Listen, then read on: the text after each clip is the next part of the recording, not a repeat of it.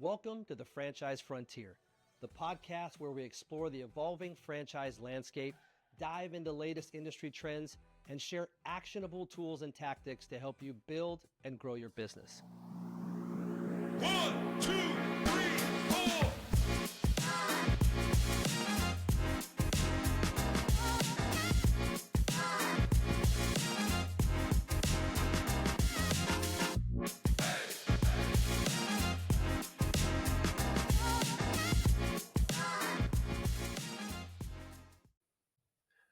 Hello, everyone, and welcome back to the Franchise Frontier podcast. Here we explore the world of business ownership, unlocking the keys to success while uncovering common pitfalls to avoid. Today, we're excited to welcome Cam Anderson, owner of Varsity Zone HVAC of Tampa. We're excited to have Cam on the show. We can't wait to dive into the insights, so let's go ahead and get started. So, Cam, tell us a little bit about yourself, kind of your journey. Let us understand what inspired you to become a business owner. Awesome. Well, thanks, Dave. I'm honored to be a part of this today. So thank you for extending the invitation. My background, I'm from Jacksonville, Florida originally, went to the University of Florida. So I am a Gator. And after that, I did investment banking and then private equity. So very different than owning and operating an HVAC business. But through that, investment banking, you're typically selling businesses. Private equity, you're more on the buy side. I had, gained a ton of experience of, what it takes to operate a business, obviously from afar. And I really kept feeling myself being drawn into the operations and wanting to be a part of the day-to-day of a business. And so I kind of set out on a journey to find something for me to own and operate myself. And that's, how I kind of eventually made the way to Varsity Zone.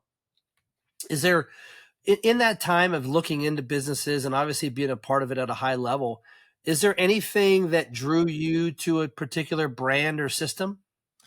Yeah, I think I love the recession-resistant nature of home services. In Tampa, Florida, if your HVAC goes out in August, it is a non-negotiable that needs to get fixed today, at the very, very latest tomorrow, just because it's honestly a health concern with how hot it can be here. And then, in my diligence and looking through, I got to know the Horsepower Brands team very well and did love that, while they're a little bit newer to the HVAC industry, they do have 8 other home services brands and 400 some odd franchisees across the country. So I gained comfort in the fact that, anything that I may encounter as a business owner, they've likely encountered across the franchise network and have found a way to navigate it. And so that level of support and know-how is something that was really important to me in my process. Absolutely. And, you hear us talk a lot about helping business owners achieve their why. Let's just dive in on a personal level before we get into the business a little bit of just like when you went through from investment banking, to looking into business ownership, what are some things that, and maybe that's changed a little bit from then to now, but what are some things that you could pinpoint of this is my why? You mentioned diving into the operations, but at the end of the day, like these things feel really strong about why I want to start my own business. I think for me, my why is my wife, and our family. We actually have our first child on the way, which I'm really excited about. Congratulations. And scared at the same time. I think the biggest piece of it was I wanted to, I know it's, entrepreneurship, you're working a ton, but I wanted to have a little bit more of the flexibility to be there for them. And, if I need to work at 10 p.m. to midnight, I'll do that to be able to be there for, a dinner or a soccer game, whatever it may be. That's my why, and kind of starts and ends with my family and being there to support them. And so that was, kind of why I do what I do every day. Yes, that's great. I think that first off, congratulations on your new edition. Is it coming sooner or later? January 7th, so sooner. Yeah. Okay. All right. They're about to get a little hectic for me. Yeah, that's awesome. So congratulations on that. I have a January 4th daughter, if I'm not mistaken. There we go. Sometimes I'm terrible with that stuff. So congratulations on that. Now, when you talk about that transition and you get into running the business, right? I know you're very, very new to it. You guys have just kind of broken ground and open doors, that type of stuff. What have you found in that transition is a typical day in the life for you? Well, that's a tough question, because I wear a lot of hats, as it stands. So that's something that's exciting about the experience, is that no day is anywhere near the same. I could be, you know, meeting with other home services brands to set up, potential referral partnerships, or if it's a bigger job, I would like to be on site, meeting with the customer, making sure, things are going according to plan. They're satisfied with the work that's being done. Or it's working on, our finances and accounting in the back end. So it could go a lot of different directions, which I enjoy about it, and really never know where the day will take me. But I'm ready for it and try to have a positive mindset going into it. That's awesome. As you guys have started, when you were going through your business plan review, et cetera, kind of understanding what is the plan, or what was the plan for the build out of your team? So obviously needed someone with, significant expertise. My general manager has been in the HVAC industry for over 30 years. So, having him to where over the phone, he can more or less diagnose what's going on with an HVAC system in a matter of minutes is huge. So really being able to lean on him. And then we have an awesome technician as well, who's been in the field for, I think, a decade now. So having a ton of HVAC experience while also feeling really good and comfortable about them being in front of customers or out in the home were key for me, just because they're an extension of my reputation and the business's reputation every time they step into someone's home. Absolutely. And so would you say, this is obviously a loaded question, but would you say that finding the general manager, one, and secondly, your technician, was that difficult, as expected, or easier than you thought? It was, I think I was prepared for battle, if you will. I was ready to, comb through hundreds of applicants and make sure that we, found the right hire, because out of the gates, I really do think they're, key foundational pieces, to the business. I did get lucky, in my search for them, that it didn't take necessarily as long as I expected. And I'm really pleased with the outcome. So I would consider myself lucky in that regard. Did you do that on your own? Did you use any of the services provided or connections provided through Horsepower and Varsity Zone to kind of get into that network of people to find those guys? So for my general manager, I did utilize, one of the recruiting networks that Horsepower partners with, which was a great experience. They come through, they interview each candidate multiple times before it even gets to you, which is great, because as a part of launching the business, you've got a lot of other stuff going on. So not having to sift through that was key. And then, a mutual connection, a friend recommended, Jesse, our technician. That's awesome. I think that the reason I bring that up is I think when I chat with other people like yourself, oftentimes it feels really, really difficult and a really heavy lift, because you have no idea. You've never been in that network. I would imagine in investment banking or things that you've done before, it would be, it wouldn't feel like it was a heavy lift, because you would call on some people. Obviously, it's a little heavier lift for the University of Florida to find a football coach, but we won't talk about that. We don't have to get into that. That was unnecessary. Yeah, I mean, I appreciate that. I have to be honest with you, a guy that played for me when I was a college coach is actually the special teams coordinator at Florida. So he is feeling the wrath, as we so say in college football. And we know that what they call Black Monday is right around the corner, believe it or not. Yes. Well, good. When you think about that, and you think about some of the things that you've been through, even through the onboarding process, right? Some of the, call them speed bumps, whatever you want to call them.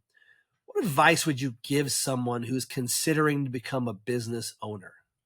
I think the biggest thing that I experienced in my search was there can be a bit of paralysis by analysis of, oh, I need it to be the perfect opportunity, the perfect time.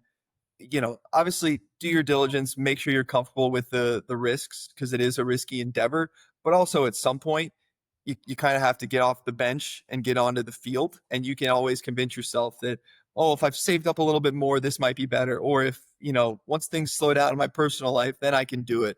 At some point you just kind of got to go for it. And I felt myself, and credit to my wife for being really supportive of, like, you can do it. You just got to do it and kind of go for it, which was really great. And sometimes you kind of need that push. You definitely have to have that support system to checks and balances and make you feel comfortable doing that. I think you also touch on an incredible point where, and I've experienced this in my life, and I'm sure you have, whether it be other things or not, where we are waiting for the perfect time, and then what literally happens is time passes us by. Right? Yep. It's the they always say it's the best commodity. It can't be bought and it can't be bought back. But at the same amount of time, sometimes you have to take those risks. Sometimes you have to be comfortable taking those risks if you want to become a business owner. And so that's a great point. When you think about business ownership again, are there any certain like traits or skills that you feel like are essential for running a business? I would say flexibility is probably the biggest one because like I mentioned, I'm wearing a lot of different hats. You may have a plan for how the day is going to go, and then you get a call from a customer, which is exciting, but now, they need guys on site, yesterday or, within the hour with the proper equipment. And so that turns into an all hands on deck because, we're, out of the gates, hungry, want to grow the business. So we have to be, ready at a moment's notice to go out there and help customers, which is awesome, but can throw a wrench into even the best laid plans for what I was going to accomplish in the day. For sure. And I know that, when you talk about horsepower and you talk about the 9 brands, there are a few of those that are under our umbrella that are those type of businesses. You talk about HVAC, you talk about roofing, those type of things. If someone's calling call it an emergency, it's an emergency, right? It's like there's a hole in the roof or the thing's leaking or like you said, the HVAC isn't working. I told you earlier that my family and I lived in Sarasota for a short brief amount of time, and I can remember still to this day that there was one night where it was in the summer and it was getting hot, and I just was like, this doesn't make any sense. And so when I opened the HVAC, the furnace, whatever you want to call it, I noticed it wasn't turning on, and I noticed that the panel where you do the temperature was not on. And so, you know, of course, I just went to the Google sphere and I started to think about things that I could find. And I was like, there's got to be a way that there's no power to this. Now, luckily for me, I was able to kind of troubleshoot and find that it was like a 15-cent amp that had gone. And so I had fixed it, luckily, in the middle of the night. But to your point, oftentimes people like me we shouldn't even be in that compartment.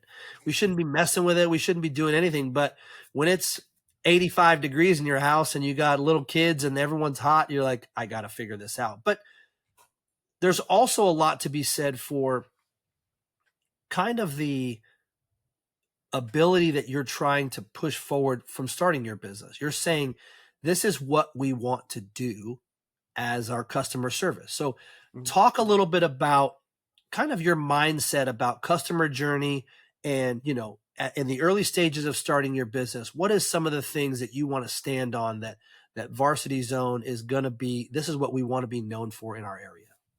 Absolutely not. That's a great question. I think that's something, I'm a homeowner. My own personal home experience with home services has been spotty. I've had some great experiences where they're very transparent, they're on time, they're when they say they're going to be and do the job right. And there's other times where, you know, lack of transparency, you just get sent a bill that wasn't discussed, and it can be frustrating. And so I think, for us, it's one, being on time, doing what you say you're going to do. If I'm going to be there at noon, I'll be there at noon to fix whatever issue you may be having. And then, hey, that we're going to, explain to you exactly what we're doing, educate the customer on what it is that's going on with their system and how we can, how we're there to help and what we're going to do. And then, make sure that they're comfortable with the price and what the expected, expense to them is going to be before we do any work. Cause we want to make sure that everyone's aligned and we're on the same page. And I know with Varsity Zone, one of the biggest things that we that is a differentiator is your ability to find a way to somewhat soften the blow, call it, of a major expense using one of our partnerships with with Green Sky. Mhm. And so I know that have you had an opportunity to kind of have to pitch that yet in your short amount of time, or is that something that hasn't came up yet? We have pitched it. I think it's also a little bit trickier now because it's shoulder season. So we're as far as new installs, it's less on demand. Your AC is not running, 18, 20 hours a day. So it's less of those emergency calls, and it's a lot the current, customer calls we get are a lot of being proactive of, hey, I think my system's not running as well as it could. Um, you know, what can we do? Versus someone who's in a pinch and just needs it done as soon as possible. So they're already kind of budgeting for the expense out of the gate if they're reaching out, at least for this current time of the year. But we do have financing set up. We're ready to offer it, and I do think it's a differentiator because not everyone can, and it's not something that anyone can just expect to such a large expense out of the blue and is prepared for. Yeah, it sounds like this time of year in Florida is somewhat of a maintenance, getting ready for those things. So if you look back at your short journey, even through, like I said, through purchasing a franchise, if you could start over, is there anything that you would do differently in terms of preparation or any of that kind of thing to get yourself going? I think I would have done it sooner. What I did, I'm really excited about the opportunity and what we're building. It is a challenge, but I wake up every day invigorated to go and build this business into a great home services brand here in the Tampa community. And so I just think I wish I had stopped analyzing and overanalyzing and kind of taken the leap a little bit sooner to start this journey. Has there been any, even if they're minor, any minor mistakes or any experience that you've had so far that you're just like, oh my God, this was so simple, but I just, you didn't know until you knew. Yeah, I mean, I think a lot of out of the gates, I'm appreciative of everyone's patience with us because, yeah, there's just like our payments device wasn't charged for the first customer that we went to. So we had to take down their credit card manually, which is very minor, but it's like, come on, like that's just little stuff that you got to have sorted out. But yeah, there's little stuff like that every day that we're learning of. We got to be better, and we're refining and improving each day.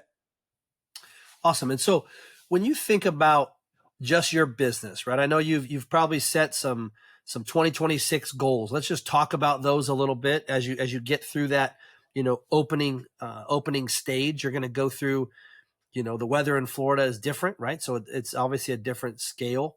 But for you, what are some things that you've thought about and said, these are my goals as we start out and even into the future, right? Once you've gone through and you feel comfortable, is your plan possibly to do maybe more territory or a different brand? Or I know you've thought about this because it said you had a little paralysis by analysis. So I'm sure that all of these things have kind of popped into your head and now gone into different cylinders that you're going to touch on when you get to them. But just talk about where you see the future of your business.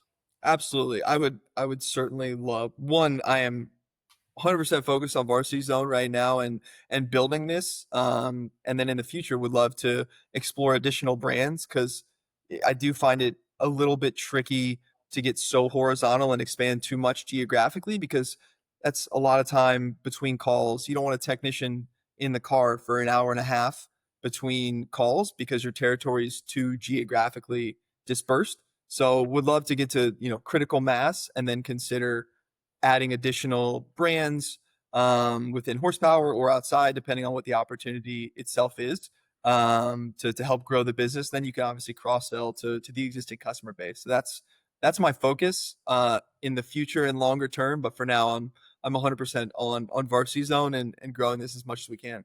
And in the shorter term, as you were mentioning, is the goal? Do you look at the growth of your business in terms of team members, right? Are you looking, okay, I have general manager, one technician. Maybe the next thing as you go through is another technician, or do you talk? Obviously your general manager has an extensive knowledge of the business, and do you guys have a lot of conversations about where you see that going in the short term? So you're ready for it and you're planned for it, but not until it checks a box.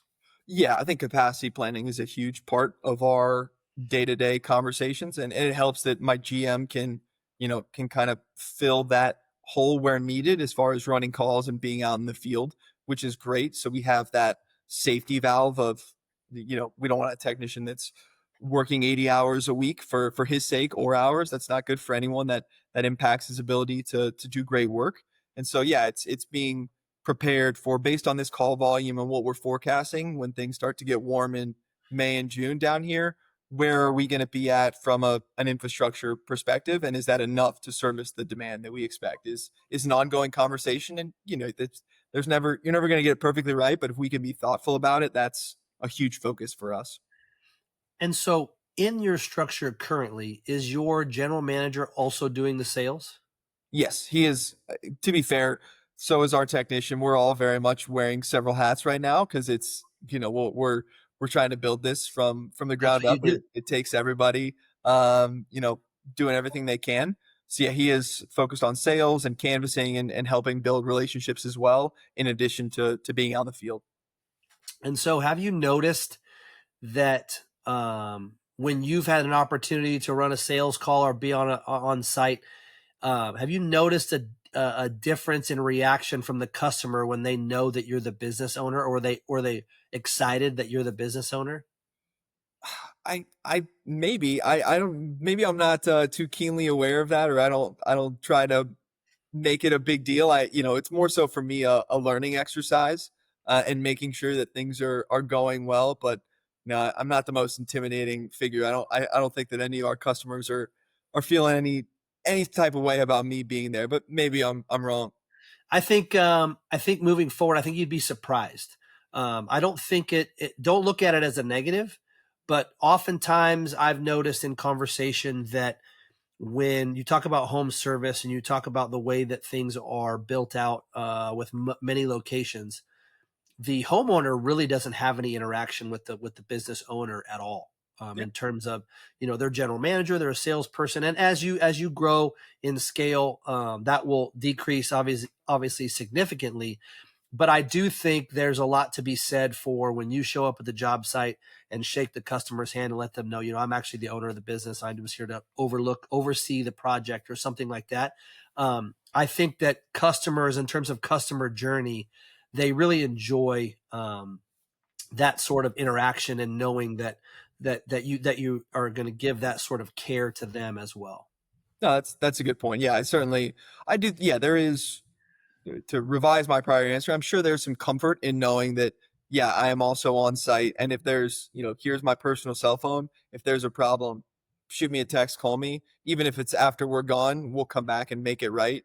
And then I think dovetails back to the kind of business that we're trying to operate, and being a transparent and supportive business for you and your comfort needs of your home. And so talk a little bit about, you mentioned your wife and you have a baby on the way. Is your family also in Tampa area, or is it just your part of the family? And do you see any parts of your family having any insight or being a part of the business moving forward? Yeah, so my parents are still in Jacksonville, Florida. My wife's family is here in the Tampa area. My mother has been in the restoration industry for 20 plus years. So she's been integral to this process for me, and her support out of the gates, because that's home services. It's very related to HVAC. So I would love to bring her on at some point whenever she's ready for it. If she's willing, because I think she could really help us, and she already has done so much to support. But would love to get her in here more often. Yeah, she might tell you by the time that happens, she's going to be ready to be grandma, right? Exactly. I can't afford her and all her knowledge. Yeah, you're definitely adding a new title to her resume coming up that I would assume she's really excited about as well. And so that's good. I just, I always wonder, and just if when making this decision, right, you talked about the support of your family, you talked about their support and their letting you feel confident in making a decision like this. I often wonder if how that works out in terms of some people, their significant other wants to be a part of the business or on the background or something like that. So that's why I asked that question, not because it has to be that way, but I just like to know the dynamic of that, and what you think about it. Yeah, no, absolutely. And my wife is a nurse, so I she's not too keen on becoming an HVAC technician, but maybe in a future life she could be interested in doing that too. That's awesome. And so when you look back at, let's just talk through a little bit of the onboarding process and the purchase of a franchise. Talk a little bit about that timeline and what your thoughts were on it. Is it pretty much mapped out how you thought it would go? Is it beneficial to really pay attention to the timeline, or is it all things that you obviously have a great mind for, but some things just fall into place differently as you go through that system?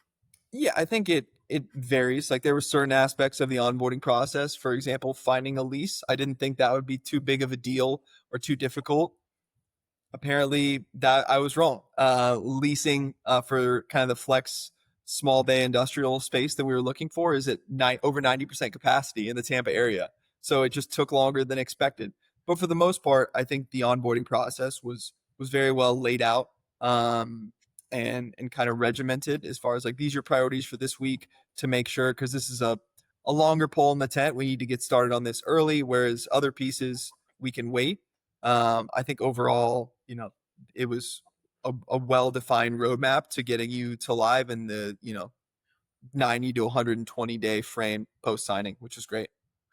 Yeah, it's incredible that you say that, because oftentimes the thing that they think is going to be the easiest is the most difficult. And then going back to, for example, finding people for your business, that probably you thought that was going to be much more difficult than it was, and it came out 100%. the other side. So um, that's interesting.